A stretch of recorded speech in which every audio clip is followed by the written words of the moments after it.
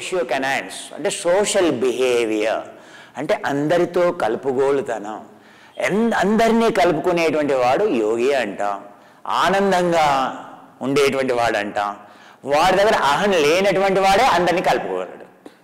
అహం ఉండేటువంటి వాడు తాన్ని తాను అభిమానిస్తాడయ్యా, వాడు ఎవరిని కలుపుకోలేడు. వాడు ఎవరిని చూసినా చిన్న చూపు, ఓ వీడికి ఈ కారు ఉందా, ఓ వీడికి ఇది ఉందా, ఓ వాడికి ఇది ఉందా, ఓ నాకు ఇది ఉందా, వీడి అంతా అహం ఇలా. వాడు ఆనందంలో ఉంటాడు తప్పితే వాడి అహమే వాడికి ఆనందం. మిగతా వాళ్ళతో ఆనందం లేదు. అటువంటి వాడి యొక్క ఆనందం ఒక ఆనందమానయ్యా. అందుకే మనం కుక్క తర్వాత, శునకం తర్వాత, హార్స్ తర్వాత ఇలా అలా అలా అభివృద్ధి చెందినటువంటి మానవత్వంతో ఉన్నటువంటి మనుషులం అంటే ఏంటంటే అందరితో సోషల్ నెట్వర్కింగ్. నెట్ మీద కాదయ్యా, అందరినీ పలకరించాలి. మీ అపార్ట్మెంట్లో ఉన్న అందరి బాగోగులు తెలుసుకునేటువంటివి అయితే అందరూ నిన్ను ప్రేమిస్తారు, నువ్వు అందరినీ ప్రేమించాలి. ఆ కనెక్టివిటీ అనేది నువ్వు కూడా పాశ్చాత్య దేశాలలాగా ట్రైన్లో వెళ్తూ ఉంటే ఇక నువ్వు పాశ్చాత్య దేశాల్లో ట్రైన్లో వెళ్ళావనుకో, ఇక ప్రతి ఒక్కరూ ఒక న్యూస్ పేపర్లో ఉంటుంది, ఒకడు పుస్తకంలో పెట్టుకుంటాడు, వాడు నవలు చదువుతూ ఉంటాడు, వాడు ఏదో పాట వింటూ ఉంటాడు, మొబైల్ ఫోన్. ఒకరినొకరు ముఖం చూసుకోరు. అందరూ ఒకే ట్రైన్లో పక్కనే నిలబడతారు, ఒకరినొకరు ముఖం చూసుకోరు. అదే మన ఇండియాలో, నేను చిన్నగా ఉన్నప్పుడు అవునా, ఇండియాలో ట్రైన్లో వెళ్తే అయ్యా కాసేపు అవుతుందో కాదో మొదలవుతుంది. ఏ ఊరయ్యా నువ్వు, ఏ కులమయ్యా, ఏం జాబ్ చేస్తున్నావయ్యా, శాలరీ ఎంతనయ్యా, పెళ్ళయిందా లేదా, పెళ్ళైతే ఉద్యోగం చేస్తున్నావా లేదా, ఉద్యోగం చేస్తున్నావా లేదా, ఎంతనయ్యా నీ శాలరీ, పెళ్ళయిందా పిల్లలు ఏం చదువుతున్నారా. ఇక నువ్వు ప్రయాణం అంతం అయ్యేంత వరకు ఆఖరికి ఏమంటాడో తెలుసా, ఇగో మా ఊరు, నేను పలానా ఊరు నుంచి వస్తున్నా, ఎప్పుడైనా మా ఊరికి వస్తే మా ఇంట్లో ఉండవే హాయిగా. ఇది కనెక్టివిటీ అయ్యా. సో ఎవరో పరిచయం లేనటువంటి వ్యక్తి కూడా మన పట్ల ఎంతో శ్రద్ధ, మన పట్ల ఎంతో గౌరవభావం, ఎంతో కమ్యూనికేషన్, ఎంతో కేరింగ్, ఇది మన యొక్క గొప్పనైనటువంటి జీవన విధానం అయ్యా. ఎక్కడ పోతుందో ఈ జీవన విధానం? ఇప్పుడు కూడా మనం భారతదేశం మొదలైంది. ఇక వాడు ఫ్లైట్ ఎక్కుతాడు, వాడు ఫ్లైట్ ఎక్కి వాడు కూర్చుంటాడు, ఇక వాడు ఆ 2 గంటల ప్రయాణం కూడా పక్క వైపు కూడా చూడడు. ఎవడో పక్కవాడు నేను మాట్లాడాలని ప్రయత్నం చేసిన వాడు ఇట్లా గుర్రమని చూస్తాడు, యాజ్ ఇఫ్ ఐఎమ్ డిస్టర్బింగ్. ఇక వాడు ల్యాప్టాప్ పెట్టుకొని వాడు ఏం చేస్తున్నాడు అని ల్యాప్టాప్లో చూస్తే ఏంటా అంటే సినిమా చూస్తున్నాడు. వాడు ఏం చేస్తున్నాడు ల్యాప్టాప్లో అంటే సుడోకు గేమ్ ఆడుతున్నాడు. వాడు ఏం చేస్తున్నాడు, అరే పక్కనే ఏదో అరే 2 మాటలు పలకరించుకుంటే ఎలా ఉంటుందా ఆనందం, ఎలా ఉంటుందయ్యా? దాన్ని సోషల్ రిలేషన్షిప్ అంటామయ్యా, సోషల్ కోషెంట్ అంటామయ్యా, సోషల్ బిహేవియర్ అంట. నువ్వు అలా కనెక్ట్ అయితే నీకు ఆనందంగా ఉంటుందయ్యా. అలా కనెక్ట్ ఎవరితో కనెక్ట్ కాకుండా ఫేస్బుక్ మీదనే కనెక్ట్ అవుతాను, వాట్సాప్ మీద కనెక్ట్ అవుతాను, సో ఆ తర్వాత ట్విట్టర్ మీద కనెక్ట్ అవుతాను. దానివల్లనే మీ పిల్లలకు వచ్చే సమస్యలు. వాడు ఉదయం బ్రేక్ఫాస్ట్కి పిలిచిన అయ్యా రావయ్యా 10 సార్లు పిలిచినా మీ పిల్లోడు రాడు. వస్తున్నా. ఎందుకయ్యా? వాడు చాలా బిజీ ఉన్నాడు. ఎందుకయ్యా? వాట్సాప్ మెసేజ్ వాడు ఫ్రెండ్కి టైప్ కొడుతున్నాడు. నీతో కమ్యూనికేషన్ బంద్ అయిపోయింది ఆల్రెడీ. ఆ పరిస్థితులు వాడు ఎక్కడో పనికిరాని నెట్వర్క్లో వాడి కమ్యూనికేషన్.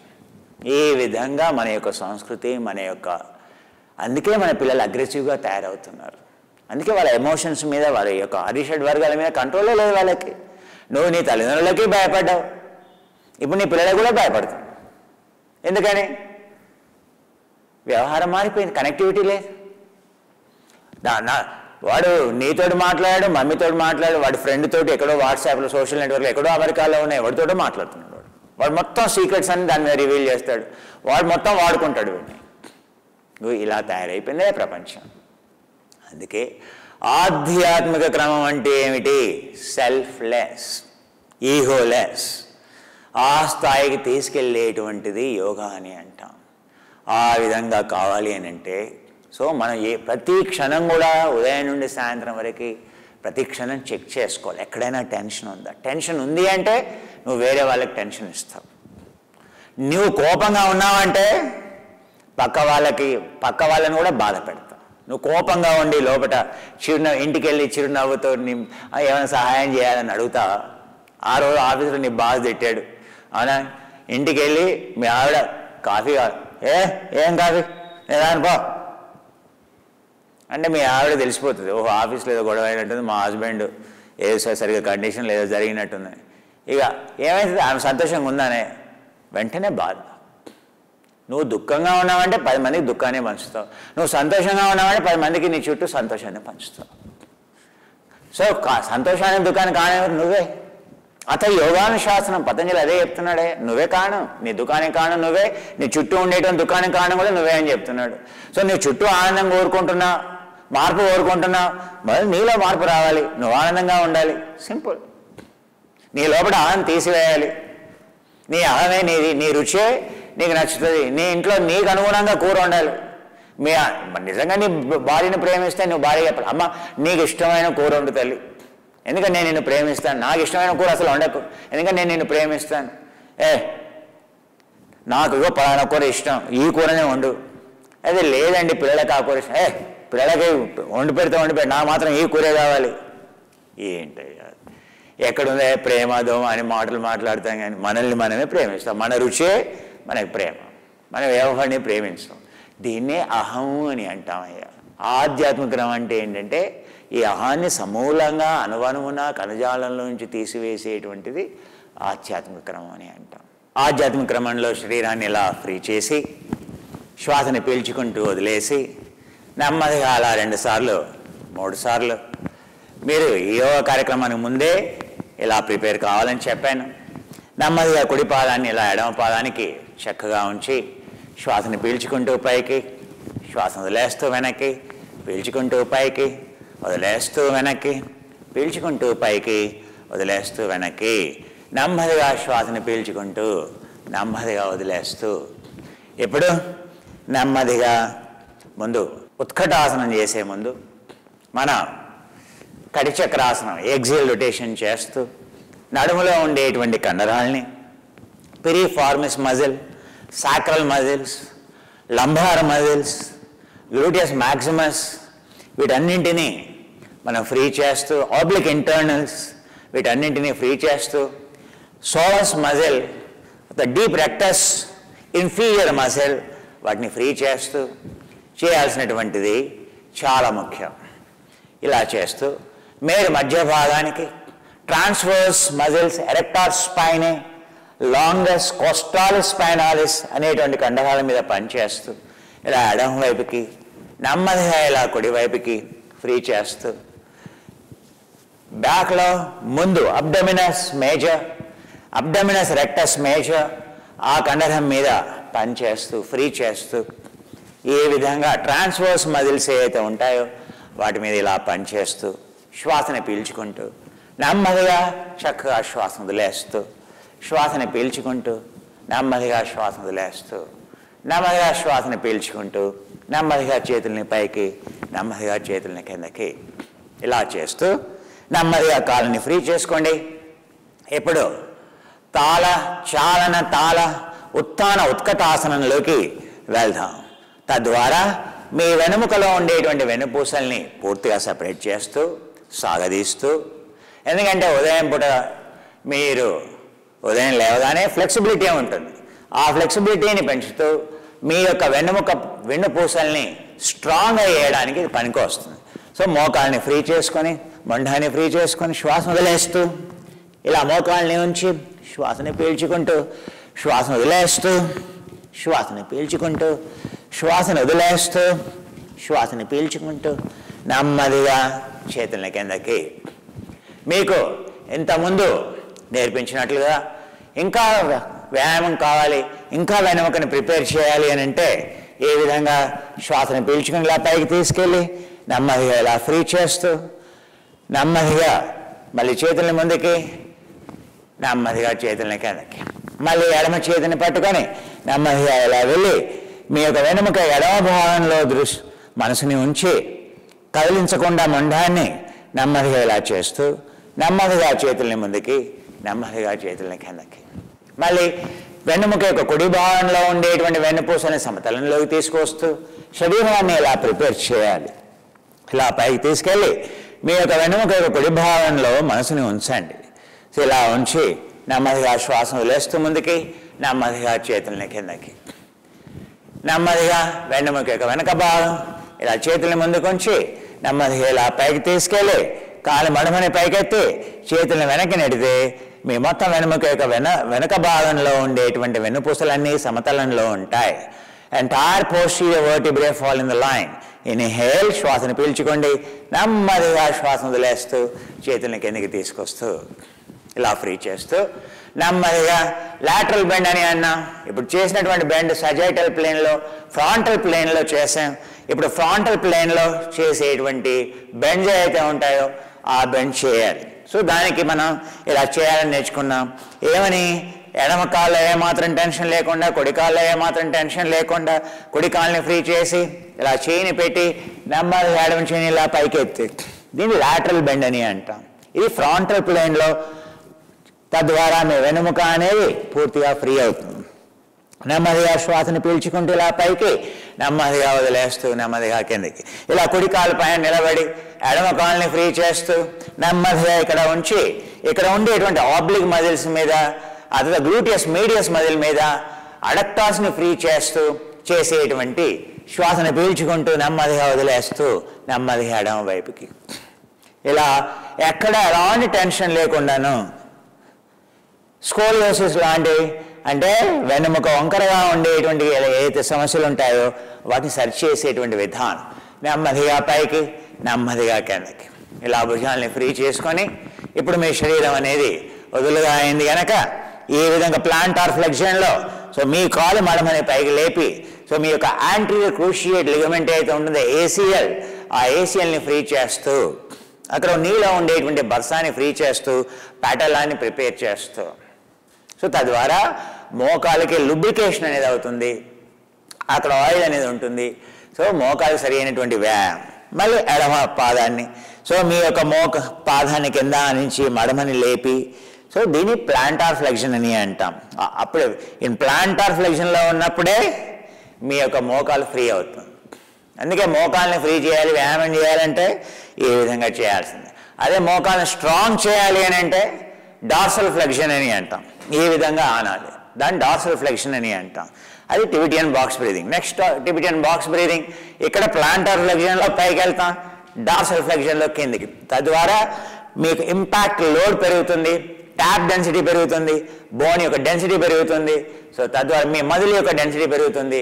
సో దానివల్ల మీ యొక్క ఆక్సిజన్ కన్జంప్షన్ కూడా పెరుగుతుంది, ఆక్సిజన్ యొక్క కన్జర్వేషన్ పెరుగుతుంది, ఆక్సిజన్ సాచురేషన్ పెరుగుతుంది. సో ఈ విధంగా చేతులు ముందుకు పెట్టి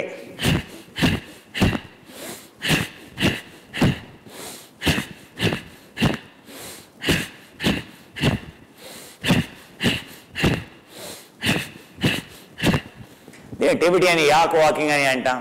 మళ్ళీ శ్వాసను పీల్చుకుంటూ నెమ్మదిగా శ్వాసను వదిలేస్తూ, నెమ్మదిగా శ్వాసను పీల్చుకుంటూ, నెమ్మదిగా శ్వాసను వదిలేస్తూ, శ్వాసను పీల్చుకుంటూ, నెమ్మదిగా శ్వాసను వదిలేస్తూ, మళ్ళీ కుడివైపుకి శ్వాసను పీల్చుకుంటూ, నెమ్మదిగా శ్వాసను వదిలేస్తూ, నెమ్మదిగా శ్వాసను పీల్చుకుంటూ, నెమ్మదిగా శ్వాసను వదిలేస్తూ, నెమ్మదిగా శ్వాసను పీల్చుకుంటూ, నెమ్మదిగా శ్వాసను వదిలేస్తూ, శ్వాసను పీల్చుకుంటూ నెమ్మదిగా చేతుల్ని కిందకి.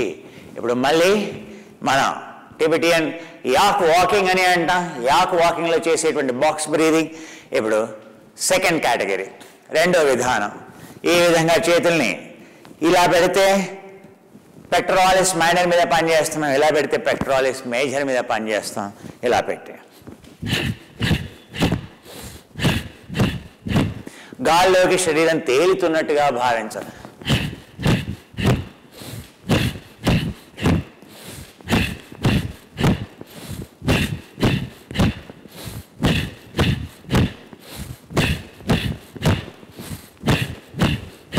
ఇలా 7 సార్లు. ఒకసారి అంటే ద్వే, ఏకం ద్వే త్రీనం. ఏకం ద్వే అంటే దీన్ని ద్వే అంటే 2, ఇది 3, 3. ఈ విధంగా 7 సార్లు చేస్తే చాలు. శ్వాసను పీల్చుకుంటూ, శ్వాసను వదిలేస్తూ, శ్వాసను పీల్చుకుంటూ, శ్వాసను వదిలేస్తూ, శ్వాసను పీల్చుకుంటూ, శ్వాసను వదిలేస్తూ, శ్వాసను పీల్చుకుంటూ, శ్వాసను వదిలేస్తూ, శ్వాసను పీల్చుకుంటూ నెమ్మదిగా రెండు చేతులని కిందకి. మీ శ్వాస నార్మల్ అయిందా లేదా చూసుకోండి. శ్వాసను పీల్చుకుంటూ, శ్వాసను వదిలేస్తూ. Opening the mountains, opening the Himalayas, Himalaya పర్వతాలను తెరుస్తూ ఆ స్వర్గాన్ని కిందికి, bringing down the heavens. Opening. కాసేపు ఆపి పెట్టండి శ్వాసని. శ్వాసను వదిలేస్తూ బ్రింగింగ్ డౌన్ ద మౌంటైన్స్, భుజాల్ని ఫ్రీ చేస్తూ. మెయిన్ ఆసనాల కంటే ముఖ్యం ఆధ్యాత్మిక క్రమంలో వేసేటువంటి ఆసనాలే ముఖ్యం. సో ఒకరోజు మీకు మొత్తం అవన్నీ చూపెట్టాను. ఆ ఆసనాలనే ప్రతి ఆసన మధ్యలో విధిగా చేయాలి, అప్పుడే అది యోగా అవుతుంది. సరే, మనం ఇప్పుడు చేసాం. సో తదుపరి కార్యక్రమంలో మనం రక్షణాక్రమాన్ని, విన్యాసాన్ని, ఆ ఆసనం ఎలా చేయాలి, వీరభద్రాసనం మొదటి ఆసనం చేసాం. సో వీరభద్రాసనం మొదటి ఆసనంలో ఉండేటువంటి ఆ ఆసనాన్ని సుఖంగా ఇంకా ఎలా చేయాలి. So next Somarasa I am thinking, one is active, super active Somarasa coffee. Also I want to give you, like earlier we had a double chocolate Somarasa which people liked it so much. So maybe this time possible to give you Somarasa double chocolate and Somarasa super berry and Somarasa super active, I think. So we are working upon the best combinations of them. Understand? Best combinations of them. We are working on them. So soon they will, unless we perfect the product, it takes so much time. Refining myself, my colleagues working on it. So my anal sphincter during the retreat burned, bleeding actually. Still, so little inflammation is there. So soon I hope it will come to an end. But so the research means, especially with these molecules, so we have to work at that level so that you will be safe. But still sometimes, so I see some of the students do have the problem. But soon you don't have to worry, because the product will modify, will change. So never be afraid of any product. Oh my God, this product caused me problem. Maybe next 1 or 2 versions, the problem would be solved. Everything is changing. Nutrition also change towards a better. As I understand your problems coming from you, so lot of modification taking place. What we give you is after we experience. But when all of you experience, the feedback comes from the next batch onwards, it changes enormously. So say for the example, toothpaste. So when the moment we came to know that, so October 23 or, one of the latest batch, 23 October batch was a bit dull. So it's a dull because it's a different, so oils always natural. So, so those in the similar doses, those oils have not become so pungent. So that's why you had the smell of a little bit of like earth smell. So, but immediately we rectified it. In the next batch of the Danta Dauti Taila, we made it much more powerful, so in order to prevent that kind of the problems. Understand? It is our company, it is our health, it is my health, it is your health. It is both the same. It's not that I first try, then I give it to you.